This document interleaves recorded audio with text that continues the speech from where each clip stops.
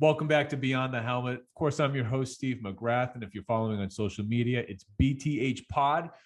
But man, today we're going to chop it up for a first on this show. We have someone from the USFL, a recent draftee, going to be playing on the Philadelphia Stars. It's none other than Sean Brown. Sean, how are you doing today, man? I'm doing great, Steve. I'm doing great. Just got off the field. The rain just got us off. Just got some good snaps in. Just getting some good work in, man. And right now it is March 8th. Where are we in terms of timeline? Like, where are you training now? When are you going to be with the team? Can you just sort of break it down for us when how the next month or so looks like for you? I mean, so I've been training hard for the last 2.5 months. I have two trainers, and I train with both of them, 4 to 5 times a week within the hour or two time frame. So I go to one trainer for an hour, and the next trainer for like another hour and a half. Working on explosion. I've cut about 25 pounds since last playing with Coach Andrews. Just finding my game out, just getting way stronger, way faster, and way much more explosive. We actually report the 22nd of this month of March. Very excited, very, very, very excited to get down with my teammates and, just to learn them so we can go and get on this championship run. So far, have you had any contact with anyone on the team? Yeah, I mean teammates specifically, not the organization, but when I think O-line, I'm thinking about the unit, the quarterback. Like you got to be. Our O-line and quarterback, we have our own little meetings all the time.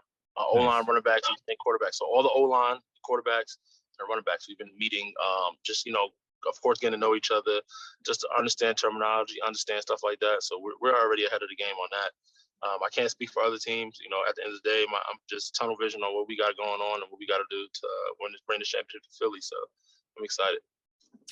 Winning mindset. The season hasn't even started yet. Team isn't together, but we're good to go. How much of that though is familiarity? Because if Brian Scott is your quarterback and Coach Andrews is your coach, I mean these are guys that you've been together with in the spring league. I mean, how easy is it for you to kind of pick up when there's already some chemistry there? It makes it tremendously easy, simply because a lot of times when you're in camp, you always have to. Of course, we still have to prove ourselves and go out there and show what we can do. But when you go out there, you have a coach who understands you already. You don't have to go out there and just rip your body apart in camp. Especially when you have a 2.5, 3 week camp, and then we have a game right after that. So we understand each other. He understands what he gets from me. I understand what he wants from me, and I'm willing to do that. I'm willing to show the team I could be a leader. Me and Brian speak all the time. Me and Brian talk even before the season started, even before we knew the USFL was even coming. We've been talking and just communicating and just relearning each other always. Do we bump heads at times? Yeah, but nothing as far as that's nothing like that. But of course, but that's the quarterback and center relationship that we have. And Brian's a great leader, and wherever he wants to go, we're gonna follow. Now, you just mentioned it. I've seen you play guard and center, but center, that's where you're going to be playing as far as you know? Yes. Yeah. Mm-hmm. Well, man, I mean, brothers bump heads all the time, so teammates are definitely going to be bumping. There's always going to be a little give and take that. I don't think that's not too unfamiliar for anyone. Yeah. But one of the things I looked at, and this is a credit to the league overall, is Coach Jags. Jeff Jagodzinski, the O-line coach. I live in New England, so I knew who he was as the BC head coach. But of course, this is a guy that from there been an offensive coordinator in the NFL. You're talking about a guy with a lot of experience. Have you been able to interact at all with him? But I talk to Coach Jags probably at least 4 times a week. Me and Coach Jags talk. So Jags is great, man. You know why I like Jags? Why I love Jags? But honestly, Jags, he doesn't make it super difficult. He doesn't have to. He breaks it down. Jags, for example, Jags told me basically, if you want to really play on that next level, instead of reading linebackers down, as center read safety down, understand where the safeties is coming. Once you understand where safeties are rolling, it can actually help you with coverage and understand where we got to go for blocking. Because in our system, not only does Brian call the fronts, but I call the fronts and which way we're going. So that helps a lot, and Jags makes it easy, man. And for somebody with his resume, man, I really appreciate him for giving me the opportunity and for one, let me prove myself. And now he has the faith in me to, be a leader for him. So I'm excited.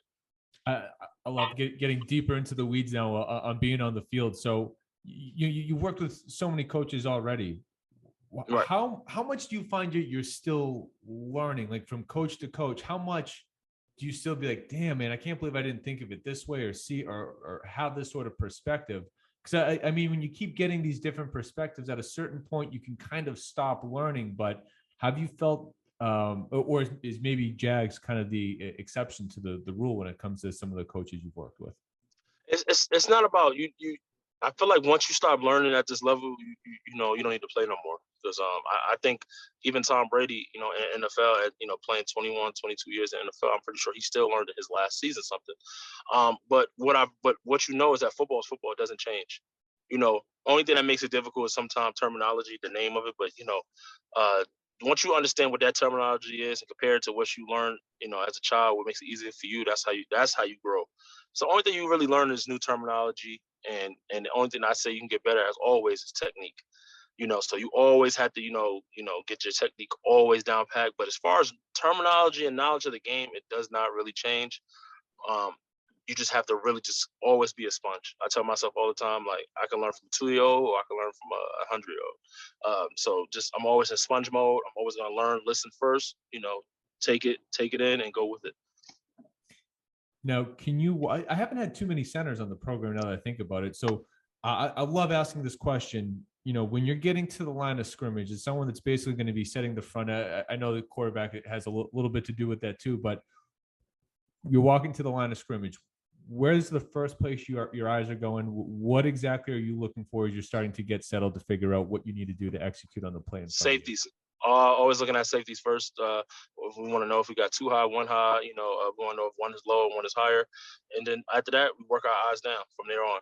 But it's quick though. It's not people. You don't take 10 seconds to do that. You just a few seconds, read it, get down, get your feet set, and get your line ready, and then you call the front. We go from there, and we live and die by where we go, and that's what we're gonna take it at.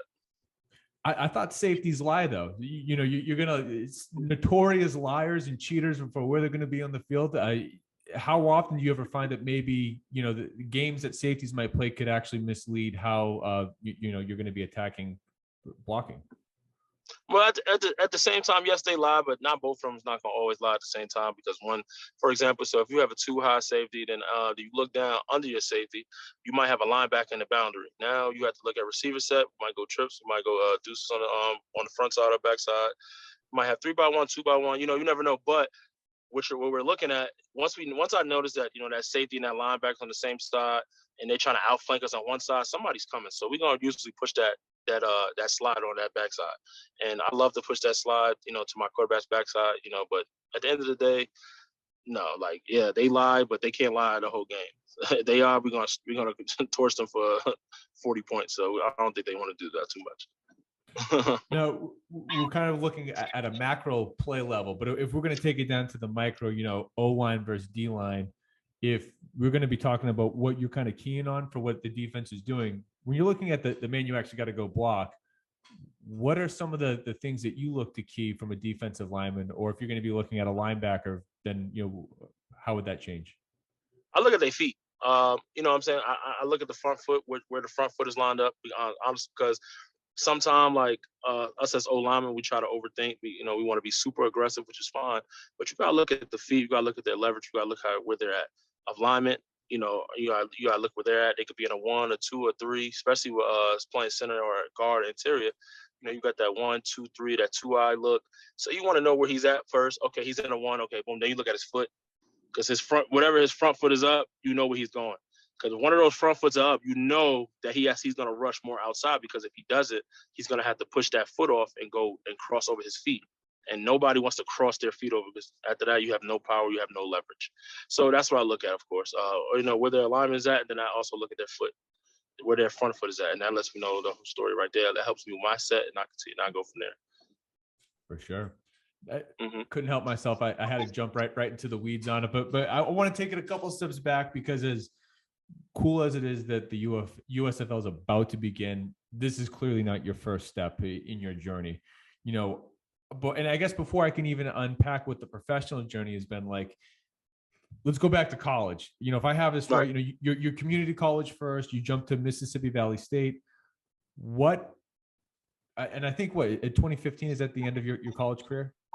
Yeah. And I came out in 2016 for my draft class. Yeah. So it's been a minute to get to 2022. Right. Can you just talk through the thought process of once you're done with college, how you wanted to attack basically your life. You've obviously been very dedicated to working to be a professional athlete, but since it has been anything but easy, like I want to just unpack 22, 23-year-old kid. What's the thought process about what's next? How do we ultimately build the path to get here? Honestly, I really didn't know. I didn't really have the best of guidance because at the time I didn't have anyone or know anyone where I can call and ask them what should I do. So it was kind of something I learned along the way, and I learned that's really how life is. Sometimes, things just come at you. You got to learn how to adjust to it. It's just like football. You got to go through adversity, learn from it, adjust from it, and keep going. Never backwards, always forward. So, like I said, it was. As I sit back now, I'm like, man, I learned a lot. I've met a lot of people along the way, and everybody I met along the way taught me a lesson. And I like I said, I've always been a sponge, and I took that in, and I just never turned that sponge mode off, and I just kept growing, and just kept progressing. And that's what it is right there. So, I mean, I guess this might be a weird question, but like, do you think that's going back to not really knowing? Is that because like you didn't have a good mentor, or maybe you had people there, but you didn't know the right questions to ask? I mean, I can relate to what you're saying. Not that it's a football thing at all. It's just sort of like when it's a tough spot to be, going through college, figuring out the whole rest of your life thing. Mm-hmm. What do you think you could have done differently? And it's not in any way to have a negative impact on where you are now, but like hindsight being 2020, is there anything that you wish that you could have done or relied on someone? No, I had great mentors all the way through, from elementary school all the way up. I think I just would have, if I can do anything, I wish I'd have just probably took the time to really learn the game more, put myself in a position to be around people who play the same position as me, or who's actually, been through it down these steps before. That's the only thing I can say. But the people I've been around still helped me get to this point today. So I'm very happy about that. So I can see that in 2019, you're with the AAF. What's the road from 2016 to 2019? What are you doing in that time span to get on the AAF's radar? I played arena ball. I mean, of course, I didn't want to play, but I met one of my best coaches there, Coach Ware and Coach Marvin Jones. Marvin Jones, I played with the Jets years ago, and Coach Ware, man, he really was probably one of the first people to really tell me, like, who really sat me down and broke me down as a player. Like, though, this is why you're not playing this level, because you have to work on this, and this every day on me, every day consistency. He's the one who really got me more consistent and understanding, not to focus on just, pancaking and driving people, but more so focus on being better every day. And like, I could do something right, but he'll always find something that I could have did better. Like, Sean, like, you did good here, but look at your feet. Look at how this, look at this, look how wide you are, look how this, look at your hand placement. Every single day, over and over and over. And like I said, to this day, me and Coach Ware talk probably more than anybody I speak to. I call him probably every day or every other day. We speak on the phone, just talk about football, talk about anything. And that's really, really helped me out a lot. So did Coach Ware actually help you get to the AAF, or how is the process of actually making that jump in it? And I know it's a brand new league, so I have no idea. So okay, I got you. So okay, so of course, I played arena. I had got filmed, so that got me invited to the AAF Combine. Went to the AAF Combine, crushed the Combine, and then after that, I got invited to camp, and then that's when I met, the famous Randy Mueller. We're still in contact right now. Randy Mueller used to be the GM for the Saints. He was my GM with Salt Lake. Great guys, man, over there. And I learned a whole lot. That's when like a lot of guys who are in this league right now, I played with them in the AAF. And that's so interesting, and it's fun. It's funny to see everybody back together in its own form. So, I mean, I think that to me, what's the most pressing question to look at, in just a high level recap here, at least in starting in 2019, it's the AAF, then it's to the AFL. 2020 rolls around, it's the XFL, to the spring league again. Now we're in 2022, and we're about to start the USFL chapter. There's so many different getting to know new characters, and I guess some of them come back together later in other leagues. But you know, when it comes to just doing everything you can, I'd imagine the ultimate goal is the NFL. Is that right? Yes. Do do at any point you kind of have to stop and say, like, is it worth it? Should I be doing something else? Am I getting closer to my goal? And I'm not suggesting at all that you should ever have had any doubt, but like, how do you Right. just stay the course? You just talked about consistency. How did over years seemingly you've been building on that? Right. So, like I said, like I feel like once I feel like I'm not dominant enough, one, of course, and then, but also, believe it or not, like playing in these leagues and playing, especially now, is open the gates to a lot of other things with football. So I could do a whole lot of other things and still be around the game of football, just with all the people I met and the coaches I've met and the connections I made, and and people really understanding and loving who I am as a person, and understanding my mindset and my mind, and understanding that I really have football knowledge and understanding the game in a whole general way. So that, like I said, these leagues really helped me open the doors to a lot of different things, a lot of different things.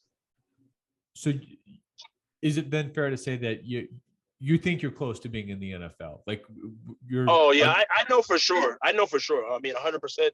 And guys are calling here, and they might fabricate some stuff, but I'm not gonna do that. Honestly, I'm being real with you. I know for sure. Like, and I'm not saying I know because I'm making an assumption. I know because I really know.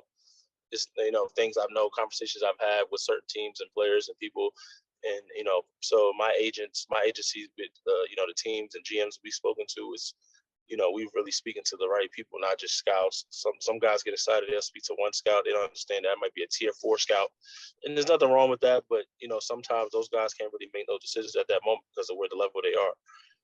But I've been speaking to the right people and being around the right people, so. And they told me what they need from me, and that was it. So that's what we're gonna take it from there and just go there. So there's never been a plan B, even with the marketing degree? Oh yeah, of course. Like right, I could do a lot of things with it. I love music, so I can get into the music industry. I'm kind of in the music industry now, managing artists. I like that, but I've kind of taken a hold on it because of football. Um, I love to do real estate. I love homes. I love just the market and flipping houses and stuff like that. So there's a lot of things I potentially want to do, especially on that. And I told myself this year I want to learn how to get into more insurance, like home insurance stuff, because I have a lot of friends who do market in the home business. So I was like, shoot, if they're doing that, I might as well learn something in that business so we can work together. Yeah. So then I have a lot. Yeah. So I think that's definitely going to work for me as well. So, and that's something I could do and still be around football as well. So. Absolutely. And I think that's the best thing anyone can do is, regardless, if you know what you love and you know what you want to be around, you can find a way to be around that, even if it's not in the original way you wanted. Right. Like I wasn't going to play in the USFL, but if I can talk to guys that are playing in the USFL, then I feel close enough to something that I love, that I'm just a couple degrees away. Right. Now, one of the things I saw you say in an interview is, how important it is to you, and you feel like you bring to the table leadership, energy, winning attitude, all the stuff for a positive team environment, shall we say. If you're essentially feeling like you are the captain of the offensive line, you're the leader of that group, how do you go in and try to impact a unit positively like that? Like if you were actually going to give advice to a young athlete, someone that wants to come in, make a difference on their team, like what are some of the things that you try to do to actually build that winning culture? Actions. That's the only way I believe. There's so many people who talk, but it's about actions. Putting your words to actions. So whatever words you say, remember you have to put actions behind it. So, and that's what I do, and that's why people, of course, anywhere I come in, oh, this guy went to Mississippi Valley State, went to a small D1 school. Oh, then when they see me play, like, oh, so it just changes very fast off of action. We live in a world we show, then tell, not just showing. It's not a show tell or tell and show. We have to show first, then that's how you get people to follow you. Definitely. And that's what I do all the time. I just consistently show them what I can do. And I mean, it's not just proven to them, but that's always proven to me. Like I take it personal every time I, get on the field, and snap that ball, like I really take it personal. I just want everybody to know, like, this is not a game for me. Like, it's a game, of course, but I really take this serious, and they're gonna feel it and they're gonna know it. So after, so yeah. Now, I feel like the obvious answer for every interior offensive lineman is Quentin Nelson, but I know you're watching a lot of film on yourself, and that's who you're primarily concerned with. I mean, if you're going to be modeling your game after anyone, who do you look at the pros as, the standard? Who's the starting center for the Philly, for the Eagles? Kelsey. Kelsey, and I didn't really start watching Kelsey till about last year because I fully converted to center about a year or two ago. And I really, of course, Quentin Nelson, of course, but like, Kelsey is different. For him to be able to, be that athletic and get to that second level that fast and drive guys, he has a motor like no other. So, I've been seeing some comparisons on the internet about me and him. I don't know if because it's a Philly thing now, but I really, I really believe it. I just think I got longer arms than him, but still, like, I love his style of play. He demands respect. He gets it on the field. Everybody loves him. He has a great personality. But when he gets on that field, he's just a demon, man. He just doesn't stop. Like, I've never seen somebody get to that second level so fast and, and clear the way like that. And, For sure. yeah, so I definitely think I can, me and Kelsey, hopefully one day I can get with Kelsey and we could definitely chop it up. That would be something. Mm-hmm. Well, man, as we wrap this up here, I want to get you out on what I call the gauntlet. I got a couple quick hitter questions for you. What's most important in winning, man? Is it having the number one offense or the number one defense?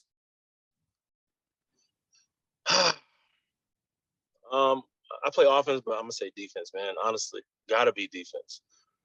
Because at some point, I know, anywhere I play, we're gonna put up numbers, but defense also still gotta stop. So defense definitely wins championships for sure. Offense definitely gonna put up the points, but defense wins championships. So yeah. Pre-game ritual. Was there anything, or is there anything that you have to do before the game? I wouldn't say I have to do, but I feel like it's coming to a have to. I have to listen to like R&B now. I learned that if I sit here and listen to like hype music for 2 hours before the game, it kind of tires me out because I'm super boom, boom, boom, boom, boom, over and over and over. So I listen to something more calm and relaxing, just getting a calm vibe. I feel like, we get so crazy and I tell just calm down. I get super calm before the game.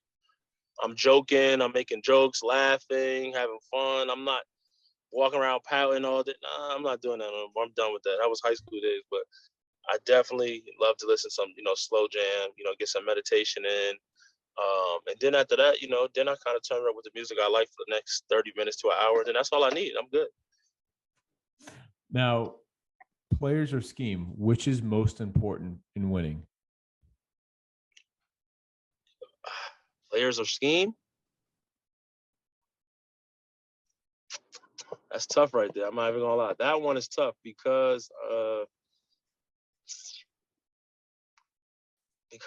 like I want to say scheme only because you can have terrible players, but if you're a coach and you know how to put the scheme together, you know how to execute your scheme, then you can still win. Because I've seen guys, they're not that good, but their scheme is amazing. Hey, I'm gonna say scheme, and that's the reason why. Like, honestly, because players are very important, of course, but you can have the best players in the world on one team, and they could suck because of the scheme doesn't match their play. Now you have coaches who can find guys that match their scheme and execute their scheme to the best of their ability. Yeah, you can always win. Well, yeah, there's no right answer, but you convinced me. You convinced me. Yeah, I think it's I think it's scheme. I don't really see nothing else right now, but because scheme, it makes sense. Because I've been on teams where we have super talented, just didn't have the right scheme. I mean, all across the board: best receiver, best quarterback, good O line, great D line, good DBs, just couldn't get it done. Yeah, like no argument for me. Now, right. Obviously, there's a lot of football ahead of you, but to date, what is your favorite football memory? I have so many now. Favorite football memory. Man. That's tough because I have some all the way from high school. I have all the ways. Mm, I want to say. I want to say okay. All right. So I want to say it was my senior year. It's probably my last game or my second. It was my second to last game of the season. I just lost my aunt. You know, my favorite aunt just died probably a few days ago. I couldn't go to the funeral. You know, the game. They convinced me to stay and play. And we was having a horrible season. And yeah, that was like the only game we won that year. Honestly, it was just a out of body experience. I was just playing amazing, and yeah, we won that game. And I just knew my aunt was there, and she definitely, pushed me to always. She always was the one to always have fun, love what you do, and stuff like that. So that's probably one of my greatest football memories right there. Very cool. Yeah. And I want to wrap this up on the last question. I kind of asked a version of it already, but considering the amount of adversity that you've had, just continuing to grind, chasing the dream, what's the best piece of advice that you would give out there on forever chasing that highest level of success, whatever that is that you're looking to achieve? Honestly, just love what you do, understand what you're doing, and never give up. Honestly, and just be consistent. Because without consistency, you can't get nowhere. So you got to really have a love for it to be consistent about something, and just take it. Never let nobody tell you can't do something. People tell me that. Well, was telling me that a lot. You can't do this. You're not gonna do that, and I just laugh at people, and just motivation, and just push through. Because it's either I live by something. It's either you're a pipe or a diamond. Because pressure breaks both of those down some way, some form. So it's either you're a pipe or a diamond. So which one are you? You go from there. Damn, that's a hell of a way to end it, man. So as we close it out, where can people follow you on social? I have everything: Twitter, Facebook, Instagram. I think you could type my name in on Twitter, Sean Brown, or put in it's Boss Don SB BOSSDON SB. And then you have type in Sean Brown on Instagram, or you can type in paper_trail flea. That is me and my cousin's record label, and then Facebook, just my name, SEANBROWN, Sean Brown. You can find me on those. I just started a TikTok, but I'm not really on it like that. So you will be now. You will be now. I'm gonna definitely get into that more. Sean, thank you for taking the time today, man. Can't wait to see what's happening. Can't wait for the USFL to start. I know my favorite team now is going to be the Philadelphia Stars. And man, big things are coming. I can't wait to see what the future has in store. Yeah, let me know, man. If you want to come down and get some, I'll give you some tickets, man. Just let me know, for sure.